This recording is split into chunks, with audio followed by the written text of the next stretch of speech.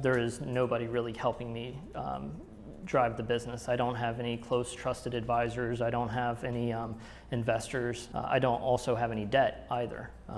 So it's purely a bootstrap. I have friends and peers that I ask questions of.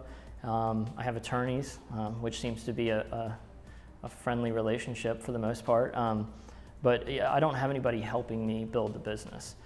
But at the same time, I've also found that you don't need a partner, and you don't need other investors' money to kind of find your way, to find your path.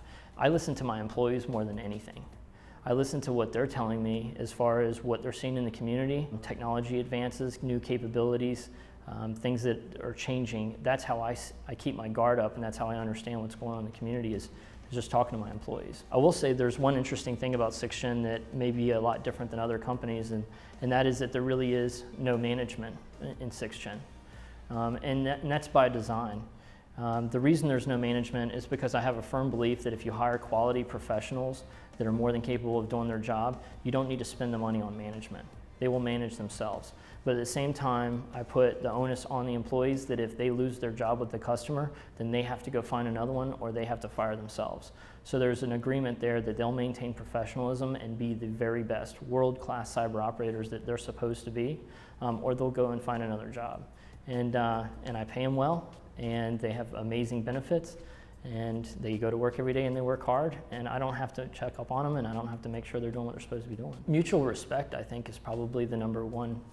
I have another dozen world-class cyber operators that want to come work at 6th Gen, and if I had the positions, I would hire them in a heartbeat. And that's because I treat them like adults and like the professionals that they are, and they treat me the same way. So the bar exam that we created was not designed to necessarily be a product. It was designed to ensure that we were hiring the best talent, and we still use it to this day. And we've actually furthered that design to hands-on practical exercises, including briefings where they brief the rest of the team. The hiring process is a peer review process. I don't go out and select somebody to hire. The team interviews them, and they produce videos, and they ask and try out to come be on as part of the company. I don't go out and recruit them. I would say that the bar exam was a stepping stone to make sure that we were hiring the absolute best talent. A unique thing about we call it cyber portal, but the unique thing about that exam is that it wasn't created like a CompTIA or EC Council, where there's a large board that reviews these questions and answers, and a whole process that the business cycle is 18 months. We can change the exam anytime we want, and we can modify that to grow with the actual real-world capabilities and technologies that are out there. So things that are on the exam may have never been seen by some of the people taking that exam. Another unique thing about it is it's not really multiple choice. We're looking for the right way to get to the right answer. It's not about the right answer. Yeah, so the concept behind the Maryland Cybercrime Center is what I propose right now, and I'm pushing to get this enacted hopefully in Howard or Montgomery County.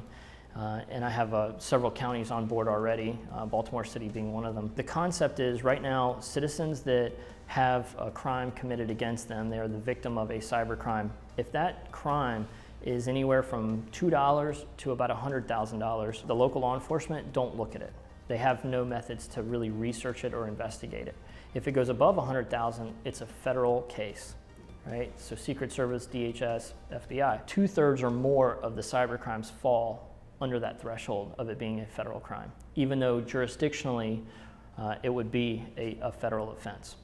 But you have to elevate that case to the feds in order for them to take the case. So what I'm proposing is a cybercrime center that will welcome cases around Maryland from various counties, start building the standard operating procedures in order to be more efficient at closing those cases, and then I'm asking for counties to provide detectives to the center in order for us to teach them how to handle these types of cases. And this could be anything from drafting subpoenas for Google, which are complex and need to be very accurate and articulate for Google to honor, to working with electronic video footage from Macy's or Bloomingdale's or Sears or something like that. And there's a lot of facets in how you deal with these kinds of things that is not taught to the general law enforcement population.